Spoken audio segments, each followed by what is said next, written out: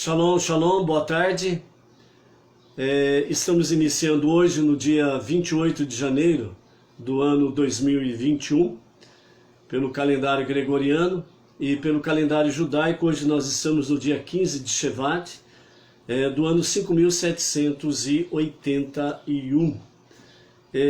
Na data de hoje, 15 de Shevat, 5781, hoje nós temos aí o Ano Novo das Árvores. Então hoje é comemorado o Ano Novo das Árvores. Então hoje é Tu B'Shevat, o dia 15 de Shevat, que assinala o início de um Ano Novo das Árvores e a estação, as árvores que primeiro brotam na terra de Israel, emergem do seu sono do inverno e iniciam um novo ciclo de produção de frutos. Legalmente, o Ano Novo das Árvores está relacionado aos vários dízimos que devem ser separados da produção cultivada na terra de Israel.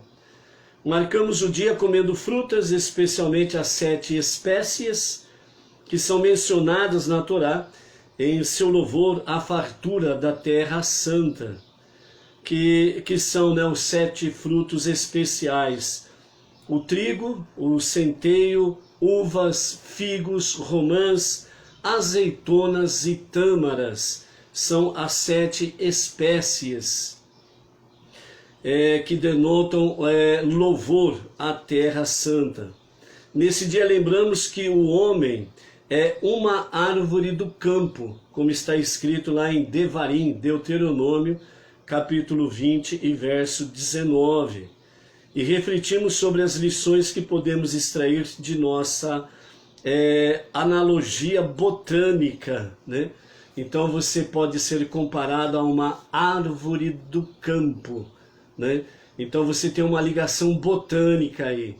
Então não é só não praticar maus tratos a animais, mas também não praticar maus tratos às árvores, principalmente as árvores frutíferas, né? A Torá já nos alerta e os nossos sábios recomendam isso através dos milênios, né? Que nós não podemos derrubar uma árvore frutífera, né? Então nós precisamos tomar muito cuidado com isso daí, para não destruirmos árvores frutíferas, ok? Sobre Tu B'Shevat, o dia 15 de Shevat, é o Ano Novo das Árvores. Antigamente o povo judeu na Terra Santa comemorava esta data com o marco do início da nova estação dos frutos em Israel. Esta época do ano marca o ponto médio do inverno, quando a força do frio diminui e a maioria das chuvas do ano já caiu e a seiva das árvores começa a subir. Como resultado, os frutos começam a se formar. Esta data até hoje é comemorada como o aniversário das árvores em Israel. É nesse sentido aqui que fala que a seiva das árvores, né, que as águas percorrem as veias das árvores de baixo para cima. As chuvas, elas caem, né, de cima para baixo, mas de uma forma especial em Tu B'Shevat, o dia 15 de Shevat, o Ano Novo das Árvores, é onde os sábios falam que a seiva da vida das árvores, elas vêm de baixo para cima, né? Então as suas raízes buscam lá no fundo da terra a seiva da sua vida, e ali vai tirando os seus nutrientes para poder fortalecer a árvore, seus galhos, suas flores e finalmente os seus frutos, para que sejam bons frutos e saborosos frutos, né? Então dessa forma, Deus também, ele faz com que os seres humanos, no primeiro dia de Tishrei, o primeiro ano novo, né, do ano novo, Rosh Hashanah, também assim, Deus no dia 15 de Shevat determina qual a quantidade de frutos e folhas cada árvore produzirá durante o ano, se crescerá satisfatoriamente, florescendo ou se secará até morrer. Isso demonstra que o Criador do universo e de todas as espécies no mundo visível e no mundo invisível, inclusive plantas e árvores, cuida de cada uma de suas criaturas, determinando o seu destino. A minha esposa, minha querida Edna, ela sempre diz assim, o Criador teve muito trabalho para poder fazer a criação, né? Ele teve muito trabalho, foi muito difícil realmente fazer a criação. E quando nós vamos estudando os seus detalhes, nós vamos percebendo que realmente não foi nada fácil fazer a criação. Não é mesmo, Antônio Márcio Braga Silva, lá do Rio de Janeiro? É isso mesmo, né, Márcio? Realmente o Criador teve que pensar nos mínimos detalhes e não foi nada fácil fazer a criação, não. O mundo visível e o mundo invisível, se nós analisamos alguns pontos, nós percebemos aí que existem dezenas de milhares de milhões de detalhes em cada uma delas. Então, dessa forma aí, realmente fazer, né, a criação, houve de fato muitos detalhes. Não foi fácil realmente, não. Nesse sentido, falando nessa linguagem, né, que podemos assim dizer, nessa linguagem humana, para nós entendermos o quanto foi difícil o trabalho da criação, mas ao mesmo tempo para nós analisarmos que o Criador, ele teve que pensar em todos os mínimos detalhes de cada coisa, né? Tanto no mundo visível como no mundo invisível. E dessa forma aí, cada mínimo detalhe realmente vem mostrar a perfeição da criação. Então, não resta dúvidas que em todas as coisas nós precisamos realmente, como nos ensinam os sábios, né? Desculpa. Como ensinam os nossos sábios, né? Nós precisamos realmente valorizar cada detalhe, cada mínimo detalhe, porque em tudo nós precisamos ver realmente a presença divina. Entre estas coisas, né, existe aquela orientação que os sábios nos falam, né? Uma coisa simples de tudo, alimentação. Quando nós vamos nos alimentar, quando vamos comer qualquer tipo de alimento, os nossos sábios falam que além de darmos graças, né, pedirmos permissão para o Eterno, para podermos usufruirmos daquilo que Ele criou, porque tudo pertence a Ele, por isso que existem as bênçãos dos alimentos, antes e depois. E quando nós pedimos a permissão para que o Criador nos dê a permissão de podermos comer deste ou daquele fruto, seja ele qual for, ou desta ou daquela alimentação, nesse sentido, eles falam que nós precisamos mastigar bem. Imagina aí, tivemos uma pequena queda do sinal, mas já voltamos. Então, cada alimento, no mais profundo dele, no mais íntimo de cada alimento, existe uma centelha divina também. Por que existe uma centelha divina em cada fruto, em cada coisa que nós nos alimentamos? Porque Deus criou todas as coisas. E ao criar todas as coisas no reino vegetal, no reino mineral, né, no universo, no ser humano, em tudo existe uma centelha divina. Então, quando nós alimentamos bem, dizem os nossos sábios, nós realmente vamos pegar essa centelha divina de cada alimento e nós vamos alimentar a nossa alma divina também.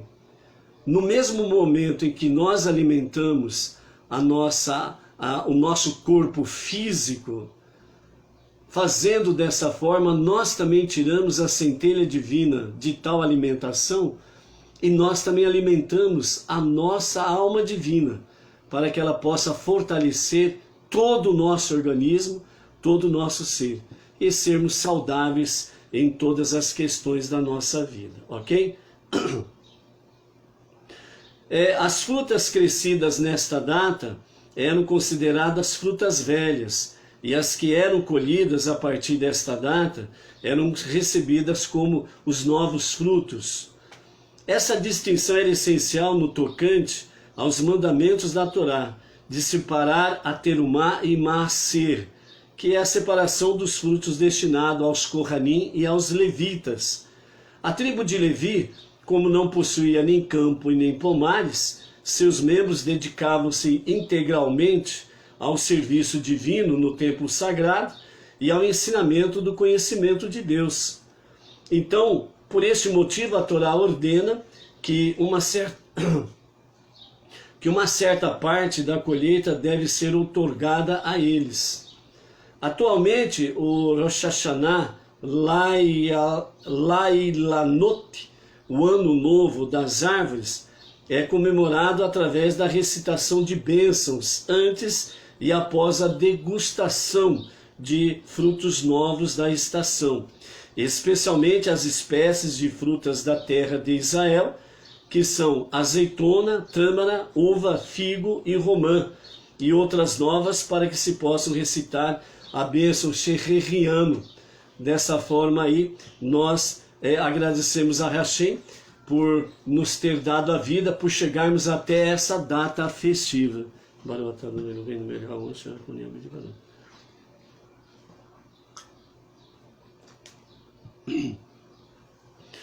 Então, ao provar dos novos frutos, recitar as bênçãos, reconhecemos Deus como o Criador do mundo, da natureza e de tudo que nela está contido, né? Então, dessa forma, nós estamos aí agradecendo ao Criador por todas as coisas e a Ele prestando a nossa gratidão e a nossa adoração.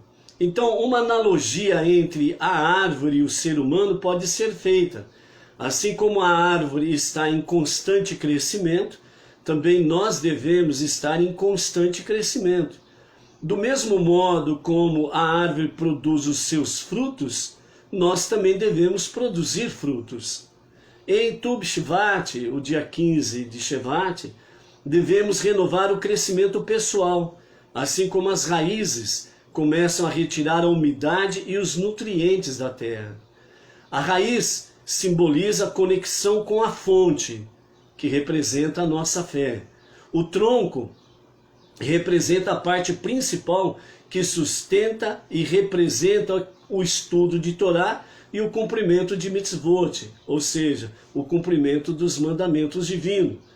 E o fruto que a árvore dá está ligado com o resultado, a meta atingida, nossa influência positiva e contínua na preservação de nossos valores, certo? Então, para nós não-judeus Benei Noah, que abraçamos a fé monoteísta e obedecemos ou estamos inclusos, né, dentro da profecia de Sofonias 3:9, ombro a ombro servindo a Deus no mesmo serviço, um serviço do coração, um serviço de amor, então nós precisamos estar aí cada vez mais realmente preocupados com estas questões e possamos de fato alcançarmos, né, a princípio, nós temos que ver aí a raiz que simboliza a fé. Então a nossa fé ela é judaica, monoteísta. Não tem outra fé verdadeira, certo? Então, qualquer outro tipo de fé, ela está fora do padrão da Torá, os 5 primeiros livros da Bíblia. Então a nossa fé monoteísta, ela tem a sua raiz no judaísmo. Essa é a realidade. O tronco da árvore representa o sustento, né, de toda a árvore. Então, representa o que? O estudo da Torá e o cumprimento dos mandamentos. É a nossa conduta diária. E o fruto está ligado com o resultado. Então, as raízes, elas fazem com que a árvore venha realmente brotar, crescer, cria o seu tronco, em seguida cria os seus galhos, na sequência vem as folhas, na sequência vem as flores e o objetivo final da árvore, o fruto.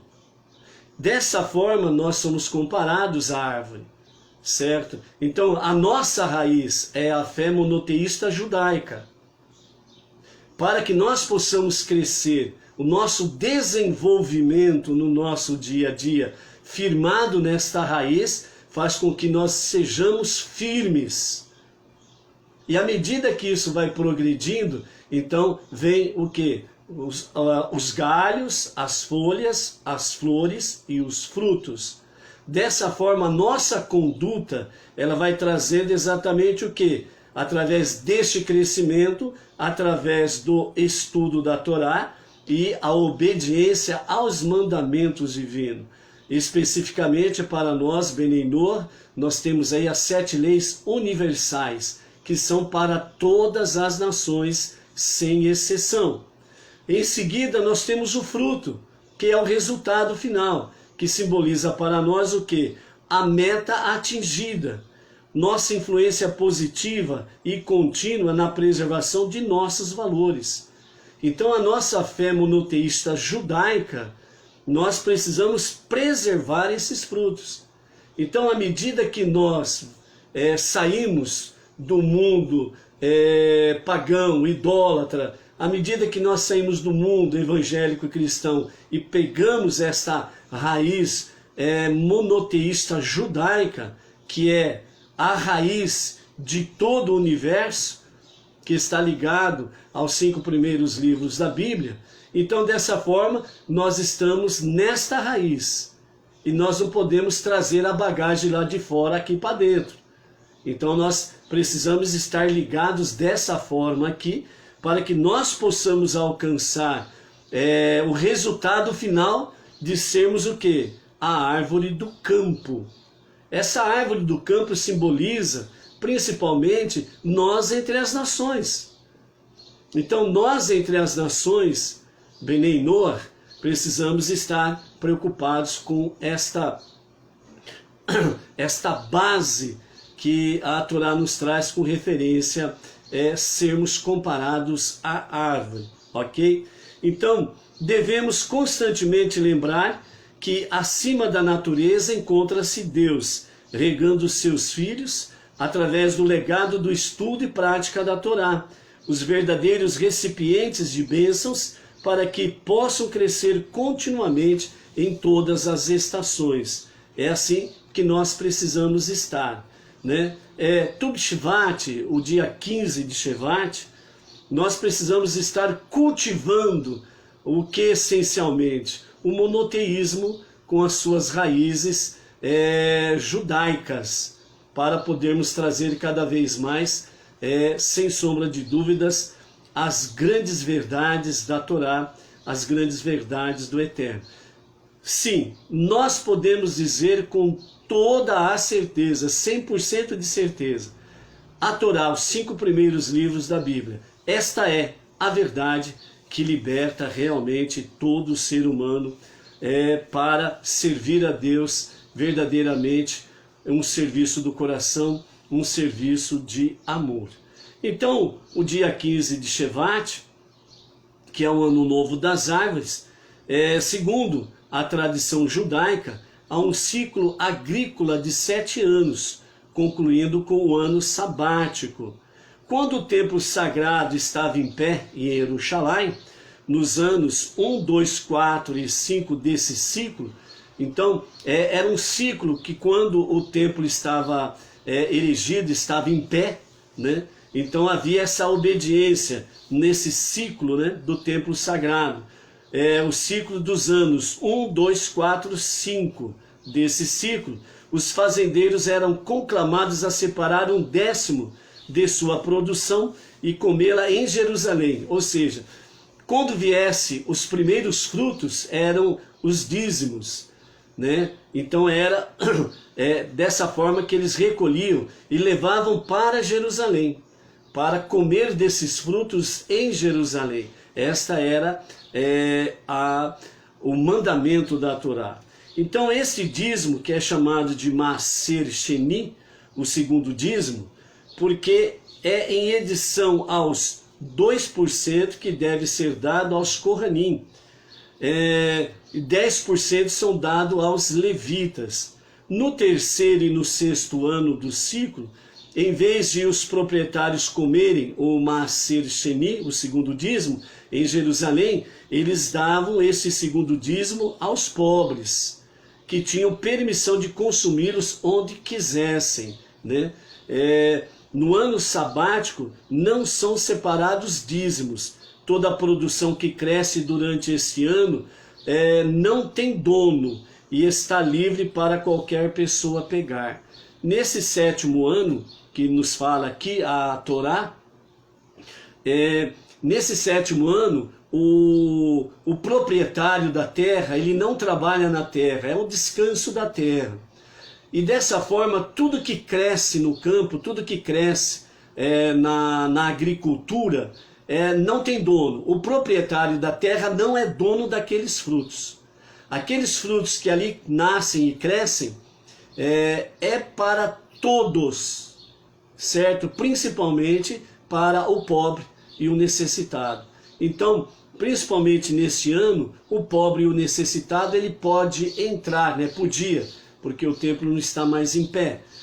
Podia entrar na propriedade e poderia realmente se alimentar daqueles frutos. Ele poderia pegar daqueles frutos livremente, não era invasão de propriedade, não era furto, certo? Era um mandamento divino, que todo pobre, destituído, necessitado podia entrar em qualquer propriedade e pegar dos frutos.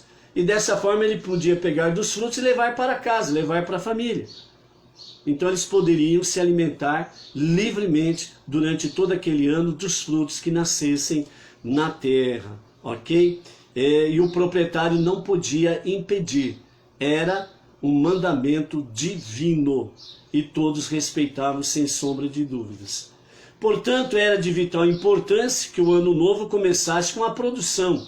Nossos rabinos estabeleceram que um fruto que brotava antes do dia 15 de Shevat era considerado o fruto do ano anterior. E todo fruto que nascesse depois do dia 15 de Shevat era considerado então fruto novo, do ano novo das árvores, né? Na região do Mediterrâneo, a estação chuvosa começa na festa de Sukkot. Leva aproximadamente 4 meses. A partir do dia 15 de Tishrei até o dia 15 de Shevat. Para as chuvas da nova estação saturarem o solo e as árvores produzirem os seus frutos. Todos os frutos que brotarem antes são produtos das chuvas do ano anterior e são separadas como dízimo junto com as colheitas do ano anterior, certo? Embora esse dia seja Rosh Hashanah para as árvores, conferimos uma importância especial a este feriado. Por quê? Porque, segundo Devarim 20:19, Deuteronômio 20:19, o homem é comparado à árvore do campo, cultivando raízes fortes, que significa fé e comprometimento com Deus. Então produzimos muitos frutos, Torá e mitzvot, na nossa vida diária. Então, né, esta é a questão de Tu B'Shevat, o dia 15 de Shevat. Principalmente no mundo judaico, né, leis e costumes. Por exemplo, nesse dia é costume partilhar os frutos pelos quais a terra é louvada, né, azeitonas, tâmaras, uvas, figos e romãs. Se provar qualquer um desses frutos pela primeira vez na estação, lembre-se de recitar a bênção, né, Sheheriano, que é uma bênção para as ocasiões festivas, agradecendo a Deus por nos sustentar e nos permitir chegar a esta ocasião festiva. Então essa bênção é recitada antes da bênção padrão Haaretz, recitada sobre os frutos, né? Nós temos aí, sobre os frutos, há dois tipos de bênçãos, né? Há bênçãos que nasce da árvore, que é exatamente o Boré Peri Haaretz, né? Que cria o fruto da árvore, e a bênção do Boré Peri Hadamah, que é o fruto que cresce da terra, né? Então, são as separações aí desses tipos de frutos aí, certo? Então, todo fruto que nasce da árvore é o Boré Peri Haaretz, e todo fruto que brota, né, do chão é o Boré Peri Hadamah, certo? Devido, então, à natureza festiva do dia, né? Então, pode ser comido frutos específicos e também não se pode esquecer das respectivas bênçãos, ok? Então, segundo os nossos sábios, refletir sobre a imensidão dos milagres encontrados na natureza já é também um bom motivo para você celebrar Tu B'Shvat, o dia 15 de Shevat. Então, por isso, realmente, você analisar ou você simplesmente refletir sobre a imensidão dos milagres da natureza é algo que você possa realmente visualizar a presença divina na realidade da obra da criação da própria natureza, né? Então, os nossos sábios já falaram, e já citamos aqui alguns exemplos, que uma simples folha de uma árvore, se ela balança para a direita ou para a esquerda, e no momento que ela cai espontaneamente, sem ser provocado por interferência humana, né, é uma determinação nesta data aqui, assim como acontece no Rosh Hashanah de Tishrei. Nessa data de hoje, Deus também está determinando as folhas, quantas vezes vão balançar para a direita, quantas vezes vai balançar para a esquerda e qual é o momento exato dela cair. Aí você pode perguntar assim, mas Deus, ele vai perder tempo em dizer quantas vezes, decretar no dia de hoje, o ano novo das árvores, quantas vezes que a folha vai balançar para a direita, quantas vezes vai balançar para a esquerda, e qual é o momento exato dessa folha cair? Deus vai gastar tempo com isso? Pensou? Chegou a uma conclusão? Ele vai gastar tempo com isso ou não? Vamos recordar o que Devarim nos fala? O que o Eterno nos fala através de Devarim 20:19, Deuteronômio? Que o homem é comparado com a árvore do campo. Se você pensar que cada mínimo detalhe, desde o momento das suas raízes até a meta final, que é exatamente o quê? O fruto ou os frutos. Se ele, o Criador, o Todo-Poderoso, ele pensou nos mínimos detalhes, mesmo no balançar da folha, quantas vezes ela vai balançar à direita, à esquerda, e qual é o momento exato que aquela folha vai cair. Se você pensar que Deus assim o faz, ou não, é só você colocar a sua vida como a árvore do campo. Desde as suas raízes, o momento da sua concepção.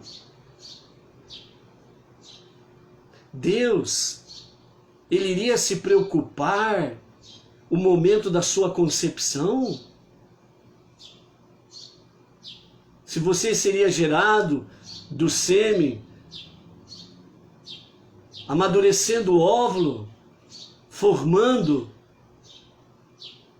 o grãozinho de arroz, o grãozinho de feijão, que é comparado na concepção,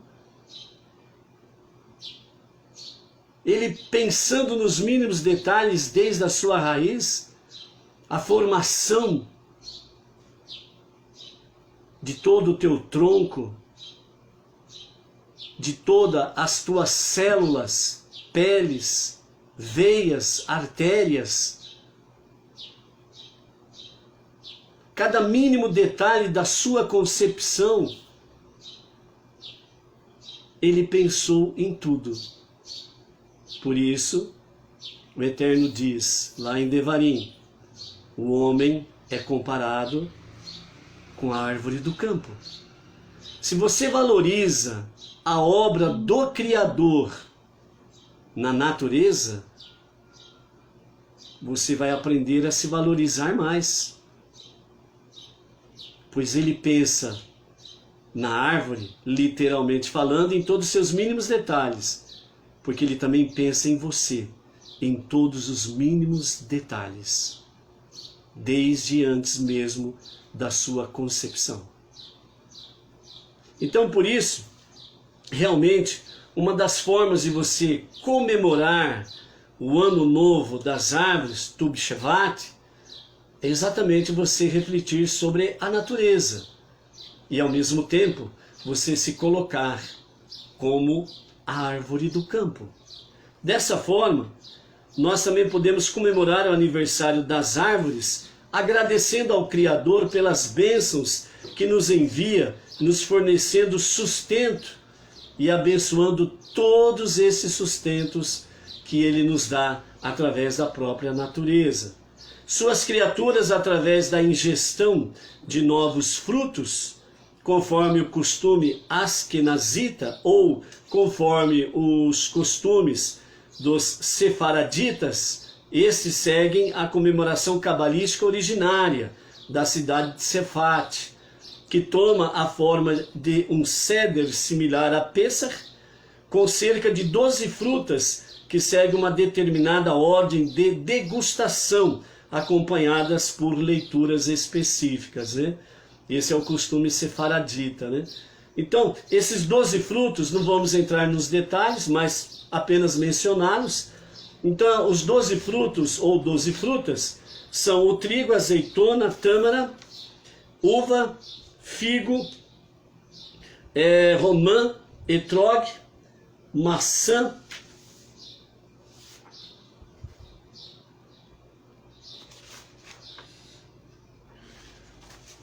perdi a relação dos outros aqui. Os 12 frutos que falam o costume sefaradita, depois eu trago para vocês aí nos detalhes os outros que estão faltando. Ok?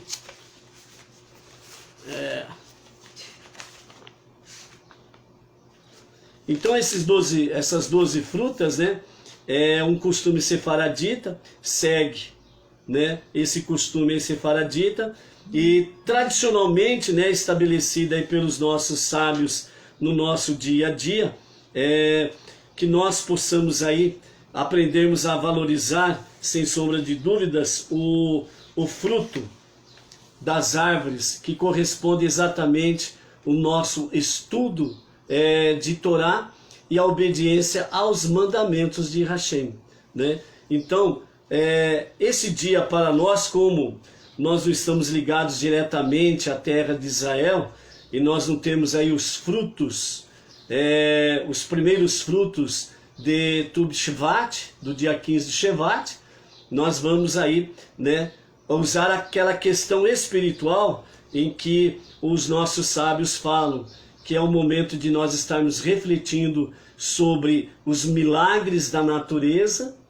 estarmos valorizando realmente as bênçãos que o Eterno nos dá da nossa sobrevivência do dia a dia, e mesmo a alimentação que Ele nos concede nos nossos dias, dia a dia. E também, né, nos fala no sentido de que nós precisamos estar enraizados mais aonde?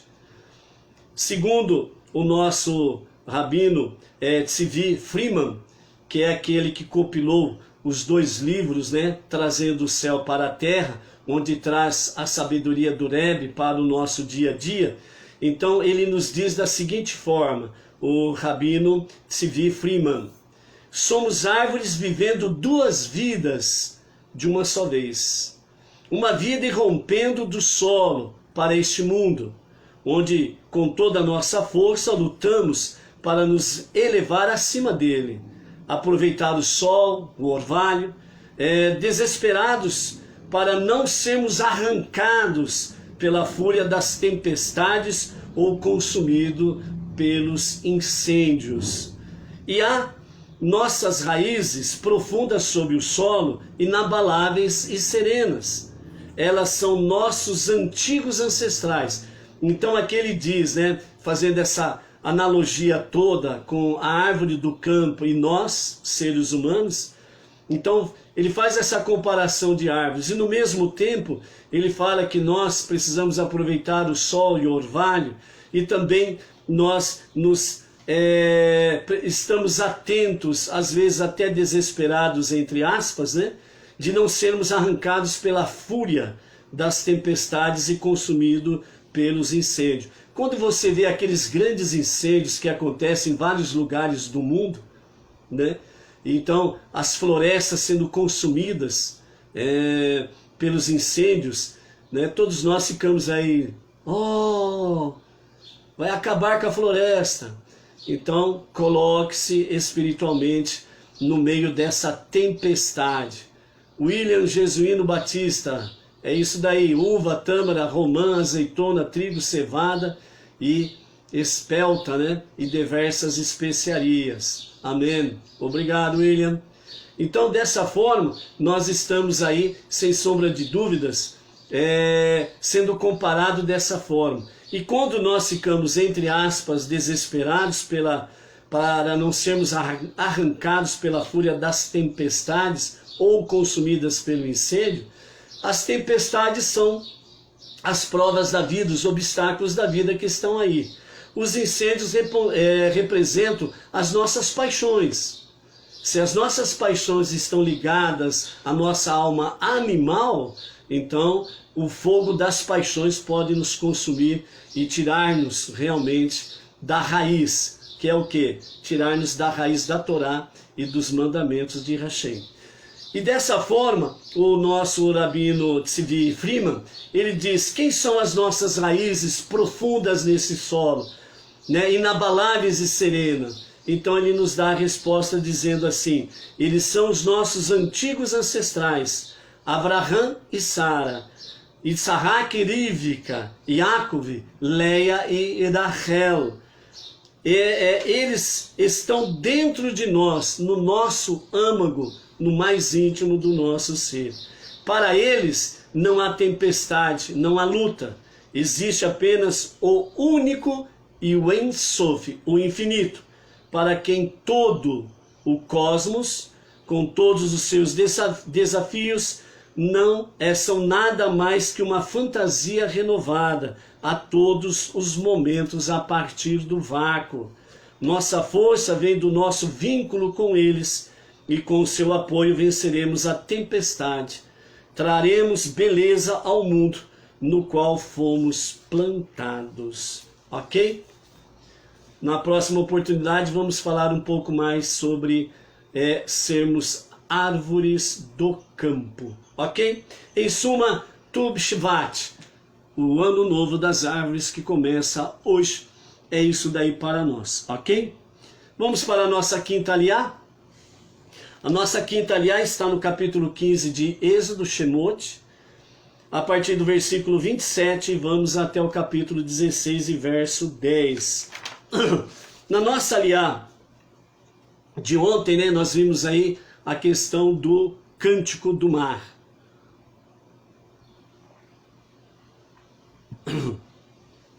Esse cântico que foi produzido ali, que é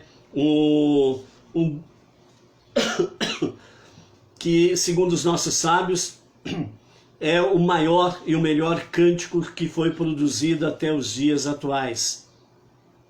Ainda há um cântico que será entoado, e esse cântico será o Cântico dos Cânticos. Não é o livro que o rei Salomão escreveu, mas será na redenção de Mashiach, onde haverá o cântico perfeito e todos estarão entoando este cântico. Não somente os judeus, mas todas as nações na era messiânica. Então, segundo os nossos sábios, eles dizem que há 10 shirot, 10 canções. A primeira canção ela é mencionada como sendo de Adão, que recitou a primeira shirá, a primeira canção, feminino, shirá, feminino, no Gan Eden. Então ele compôs Mismor Shir Leon HaShabbat, uma canção, um poema para o dia de Shabat. Na sexta-noite e no sábado, durante o dia, nós entoamos essa canção de Adão, o qual louvou a grandeza do Shabat. A segunda canção foi exatamente essa que nós vimos aqui no capítulo 15 de Shemot. Nas praias do mar de Junco, Moshe e os filhos de Israel entoaram outra shirá pela sua miraculosa libertação do exército do faraó. A terceira canção se refere aos Bnei Israel, que entoou uma canção em louvor junto ao poço de Miriam, que nós vamos ver lá na Parashá de Rukat. A quarta canção, Moshe ensinou o povo a canção conhecida como Haazino, que foi exatamente no dia do seu falecimento. A quinta canção, a quinta shirá, é feminino. Quando Yehoshua, Josué, lutou com os Emoritas em Givon, e o sol milagrosamente deteve seu curso em benefício do exército judaico conquistador. E então Yehoshua cantou uma shirá. A sexta canção foi de Débora e Barak, que compuseram uma shirá quando Deus entregou os inimigos em suas mãos, incluindo o general canaanita Sisra. Está lá no livro de Shofetim, Juízes, capítulo 5. Sétima shirá, quando Hana deu à luz a Shemuel, após ter sido estéril durante muitos anos, e ela louvou a Deus com uma canção profética. Está lá no primeiro livro de Samuel, capítulo 2. A oitava canção foi dita pelo rei David no final de sua vida. Ele compôs uma shirá de agradecimento a Deus por tê-lo salvado de todos os seus inimigos. Está registrado lá em 2 Samuel, capítulo 22. A nona canção, melhor dizendo, é do rei Shelomó, que ele escreveu Shir HaShirim, o Cântico dos Cânticos. E a décima canção, segundo os nossos sábios, é a mais bela de todas, e ela será entoada por todo o povo judeu quando Deus os redimir do atual exílio, que acontecerá exatamente na era messiânica. Embora as 9 primeiras canções elas foram registradas como shirá, no gênero feminino,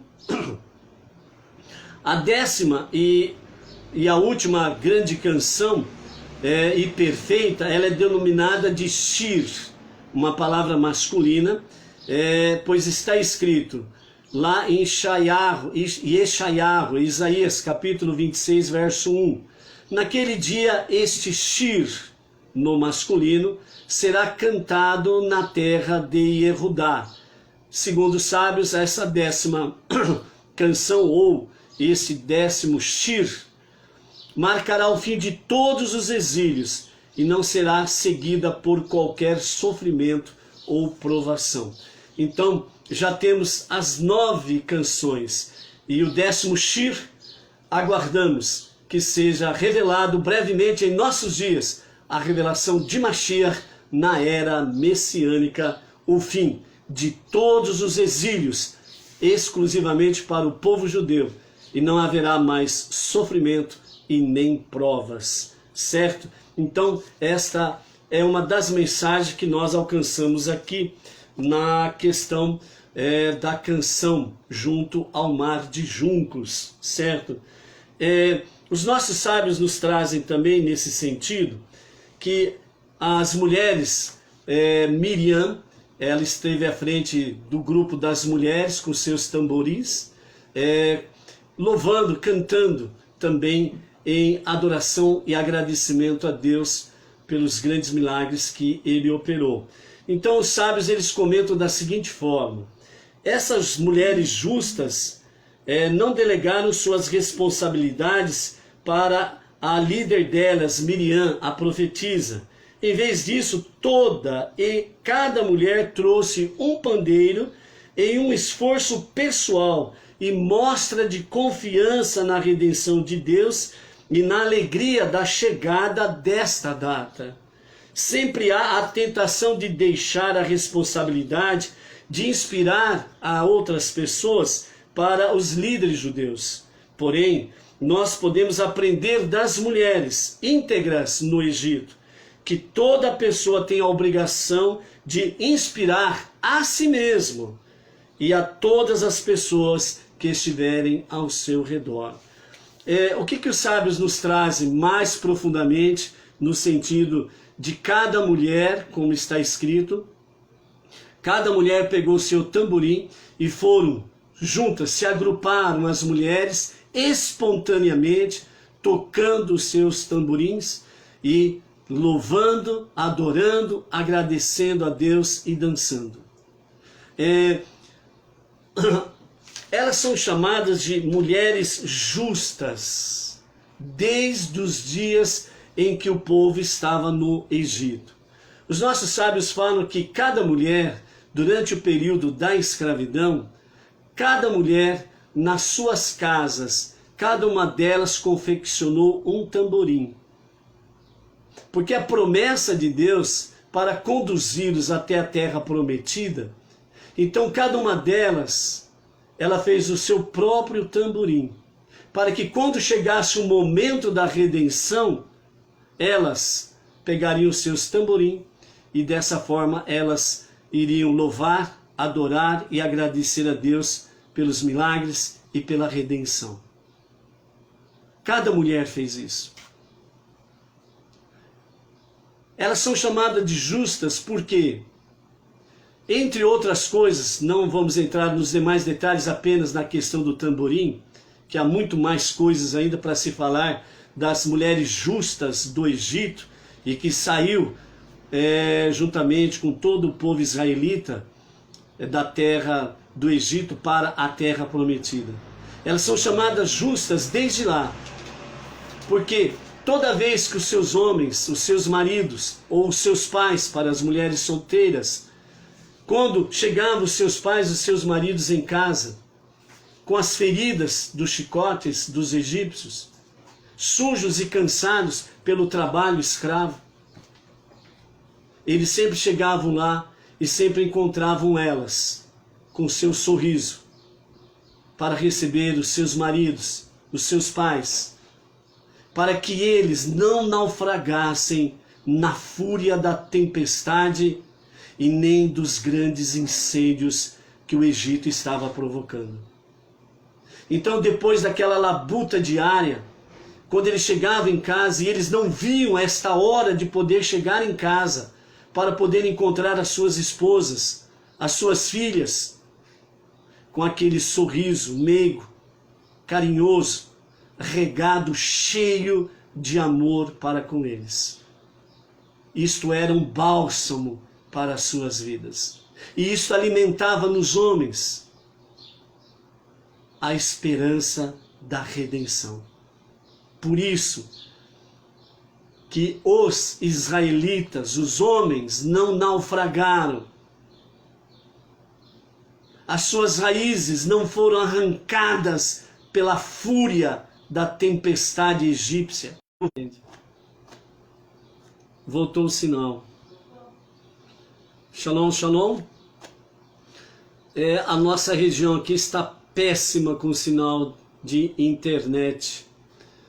Então, desculpem aí mais uma queda do sinal da internet, mas estamos aí de volta aí, ok? O sinal voltou para vocês aí, ok? Luiz Ribeiro, Luciana, William, quem mais está?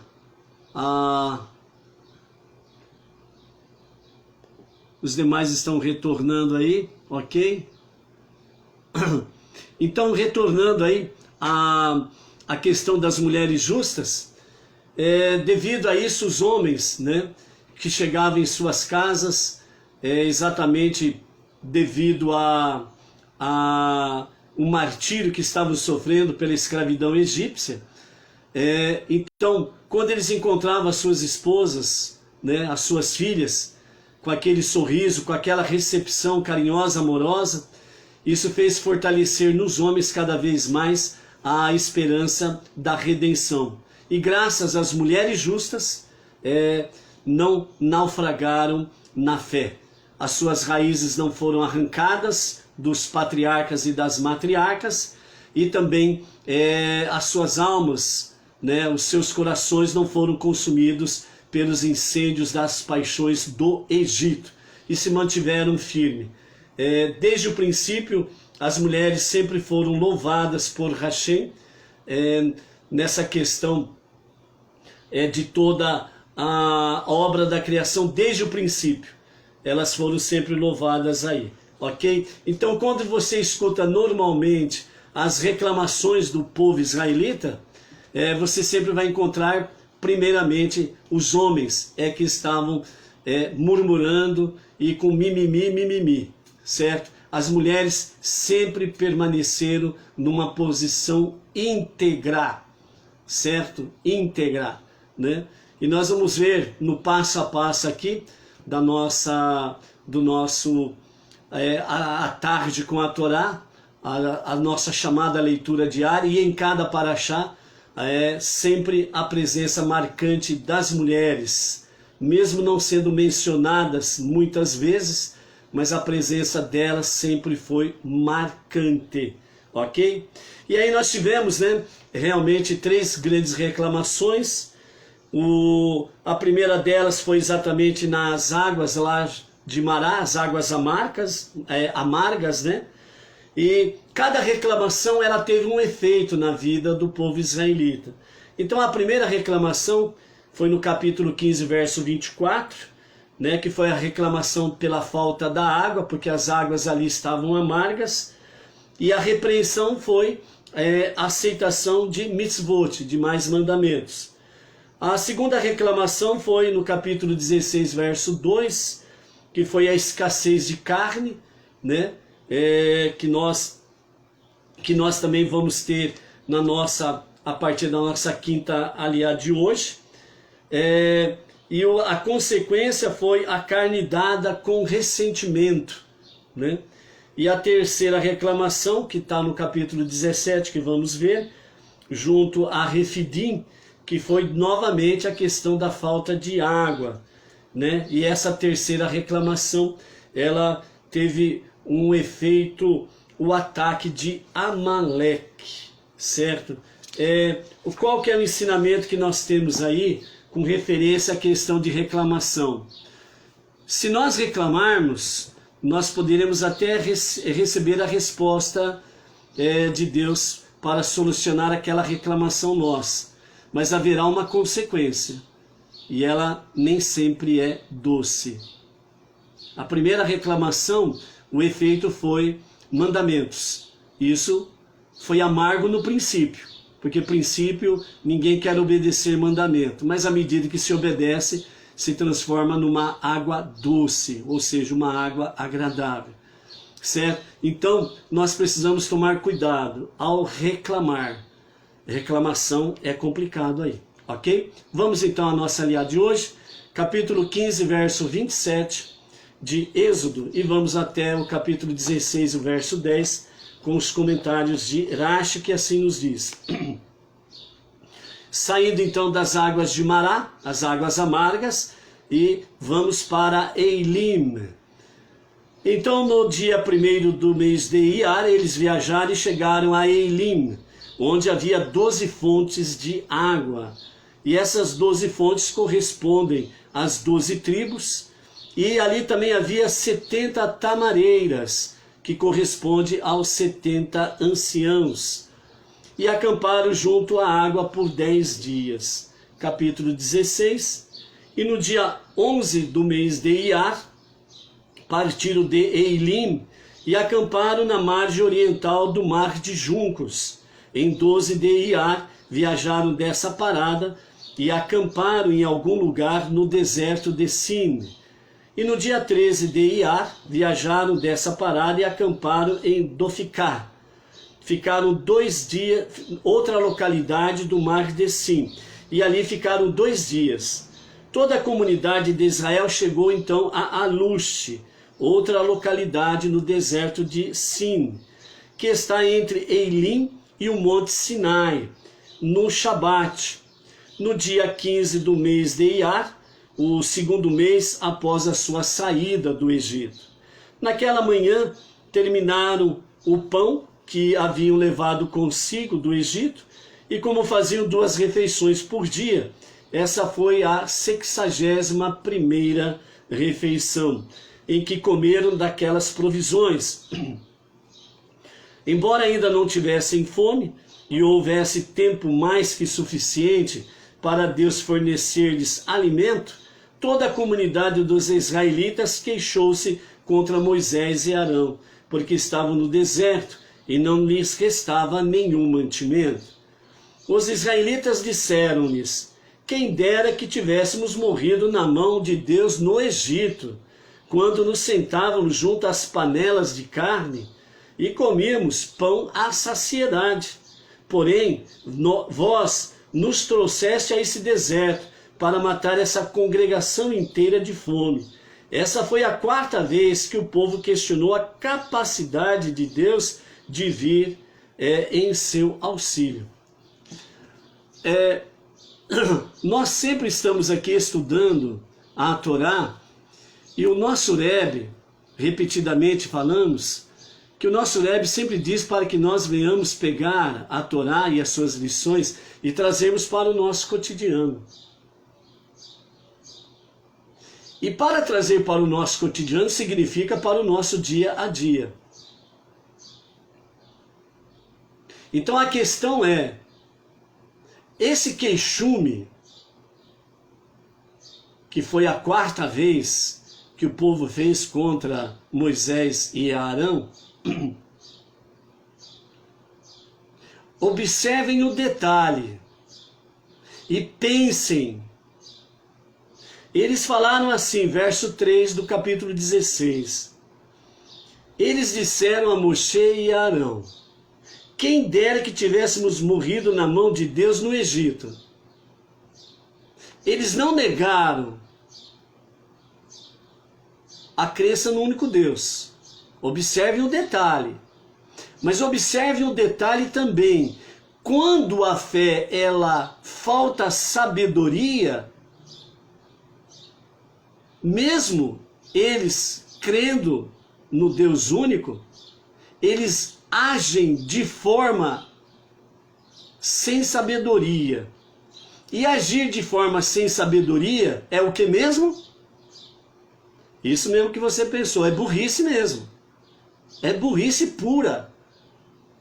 Mas vejam como que essa burrice, ela é real nos dias de hoje.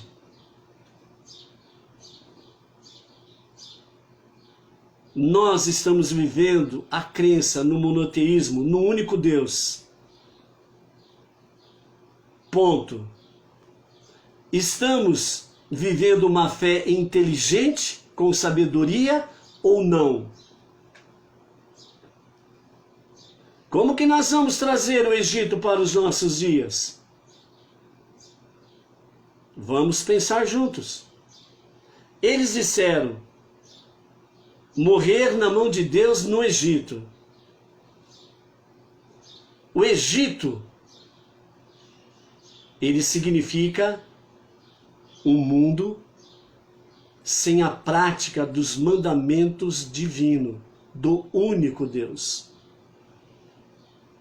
Lembre-se que o faraó reconheceu o Deus dos hebreus, mas ele não obedecia os mandamentos, mas ele reconheceu.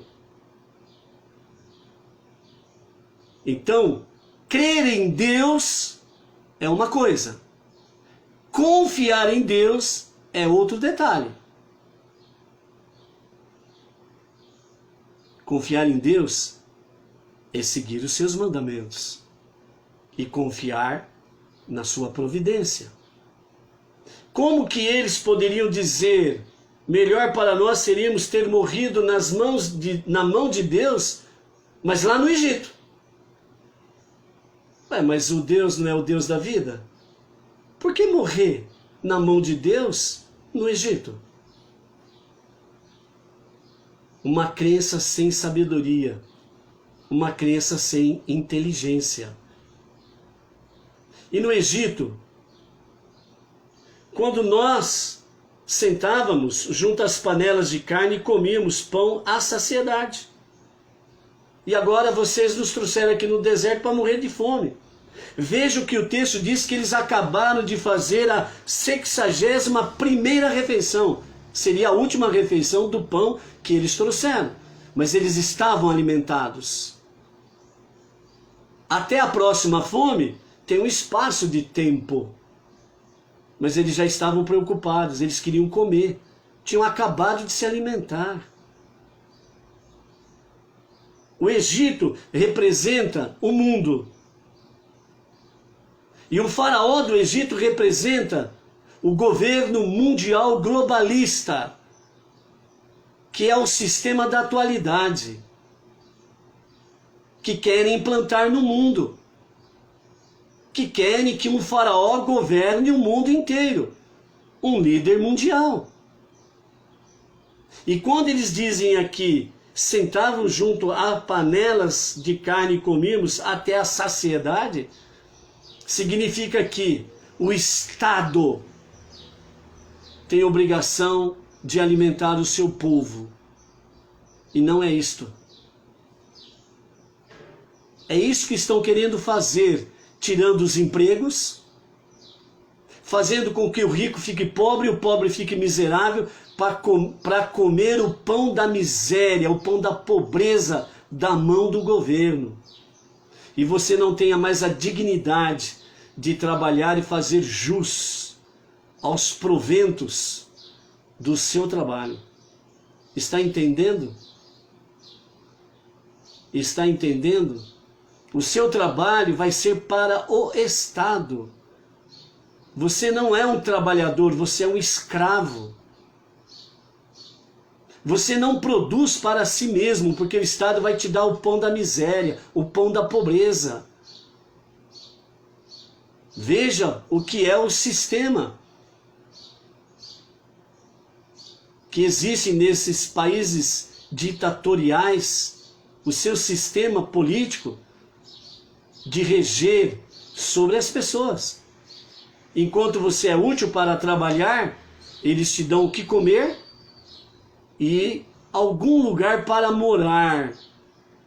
A partir do momento que você não é mais útil, você não vai ter o pão da pobreza para comer e você vai ser despejado daquilo que você poderia ter chamado de casa. Porque nada te pertence, tudo pertence ao Estado. Porque o Estado é obrigado a te dar o pão da miséria, o pão da pobreza. Está entendendo o sistema do faraó? E é o mesmo sistema para os nossos dias. O povo estava a caminho da terra da liberdade, a terra prometida onde mana leite e mel, mas eles estavam reclamando e preferiam morrer na mão de Deus no Egito, para comer o pão da pobreza, o pão da vergonha, da mão do faraó.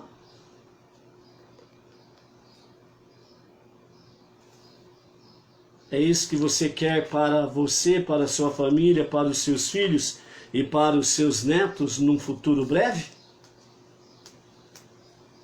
Ou é melhor fazer como as mulheres justas? Não somente creram no único Deus, mas confiaram e viveram essa confiança. Confeccionaram o seu tamborim, porque elas tinham certeza que iriam cantar, dançar, louvar, adorar e agradecer a Deus pela redenção. Por isso que os sábios nos comentários dizem: façamos como as mulheres fizeram. Por isso que uma das características que os sábios falam, que as mulheres são muitas vezes mais ativas do que os homens, porque elas confiam mais do que os homens. Então, nosso exercício de fé e confiança, ele tem que ser diário. E nós, homens, não podemos vacilar, porque senão o mimimi te pega e te leva para debaixo da barba do faraó. Preste atenção. Capítulo 16, verso 4, continuando, para finalizarmos a nossa leitura, a nossa quinta leitura. Então aqui nós vamos ter o maná e as codornizes. Deus disse a Moshe: o povo pediu carne e pão. Hoje, no fim da tarde, eu lhes enviarei codornizes para comer, e amanhã farei chover para vós o pão do céu. O povo sairá e recolherá a porção de cada dia no mesmo dia. Não guardará nada de um dia para o outro. Dessa maneira eu os testarei, para ver se seguirão ou não os meus ensinamentos. Referente ao pão, isto é, que não deixe sobrar dele nem o apanhe no Shabat, como logo lhes ordenarei. No sexto dia da semana prepararão o que levarem, recolherão a mesma quantidade dos dias anteriores, e no entanto, milagrosamente será o dobro do que recolhem cada dia. Assim, não terão de apanhá-lo no Shabat. Quanto à resposta que dariam ao povo, Deus primeiramente tratou do tom impertinente de sua queixa, mandando Moshe e Arão cuidar disso, pois era a responsabilidade de ambos ensinar o povo a crer e confiar em Deus. Assim Moshe e Arão disseram a todos os israelitas, em nome de Deus: disseste que nós vos tiramos do Egito, e uma vez que nós não podemos sustentar-vos no deserto, pressupondes que morrereis. Vossa fé em Deus precisa fortalecer-se. Além disso, pedir carne era desnecessário e foi um desaforo. Podeis sobreviver muito bem sem ela, e de todo modo tendes gado em abundância. Podeis sobreviver muito bem sem ela. Portanto, de noite sabereis que Deus, e não nós, vos tirou do Egito, pois o vereis suprir-vos milagrosamente da carne que desejais. Contudo, ele expressará seu desprazer com a vossa impertinência, dando-vos carne ao anoitecer, quando é difícil recolhê-la e prepará-la. Por outro lado, em vossa queixa contra a nossa incapacidade de sustentar-vos, está implícito que tens consciência de que Deus pode sustentar-vos, e isso é louvável. Ademais, foi essa mesma crença em Deus que vos impeliu a pedir pão, o que se justifica, pois não podeis subsistir sem pão. Então amanhã, de manhã, vereis a glória de Deus, isto é, seu amor e sua boa vontade, quando ele vos fornecer pão. Ele exprimirá sua aprovação de vossa fé nele, dando-vos pão de manhã, quando há tempo mais que suficiente para recolher e prepará-lo, e apresentando-o a vós protegido por camadas de orvalho em cima e embaixo. Por isso, ele só vos proverá de pão amanhã de manhã, e não imediatamente. Assim, ele vos suprirá, tendo escutado as vossas queixas, que embora as tenhais formulado contra nós, não são realmente contra nós, mas contra Deus. Pois o que somos para que pelo vosso exemplo inciteis vossas famílias e a multidão misturada a reclamar contra nós? Não temos poder próprio. Deus então tratou do conteúdo da queixa do povo, visto que só Moshe e não Arão era responsável pelo sustento dos israelitas. Deus falou por intermédio de Moshe apenas. Moshe disse: Percebeis que pediste carne desaforadamente, e não apropriadamente, quando virdes que Deus vos dará de noite carne para comer, e de manhã pão à saciedade. Ele vos fornecerá pão e carne em abundância. No entanto, só comereis pão à saciedade, porque é gula comer carne à saciedade. Ele vos dará pão compassivamente, porque Deus escuta vossas queixas. Ele vos dará carne repreensivamente, porque embora dirijais a nós as vossas queixas, incitais os outros pelo vosso exemplo, a reclamar contra o Eterno, não contra nós. Pois o que somos nós? Vossas queixas não são contra nós, mas contra Deus. Observem aqui que os comentários de Rashi fala que comer carne à saciedade é realmente reprovável. A gula da carne é algo reprovado aos olhos de Deus. Toda gula é reprovado diante dos olhos de Deus. Mas a carne é algo enfocado com mais ênfase. Por quê? Porque carne, ela representa exatamente o que? Carnalidade. E isso fortalece muito a alma animal. E ao fortalecer muito a alma animal, então as questões espirituais elas ficam nebulosas para os glutões de carne. Você já ouviu aquela expressão, fulano de tal comeu tanta carne, parece que ele comeu um boi inteiro. Os glutões, né? Toda glutonaria é pecado, mas a glutonaria de carne, comer carne até a saciedade, né? Como diz o outro, eu enchi meu bucho de carne, né? Quer dizer, comeu tanta carne, mas comeu tanta carne que se ele der um passo a mais, vai passar mal, né? Então ele come um boi inteiro e depois, como um boi preguiçoso, ele vai roncar as tantas, né? Para fazer a sua cesta. Então, toda glutonaria é pecado, mas a glutonaria de carne, ela é mais complicada ainda. Então, glutões de plantão, cuidado. Verso 9.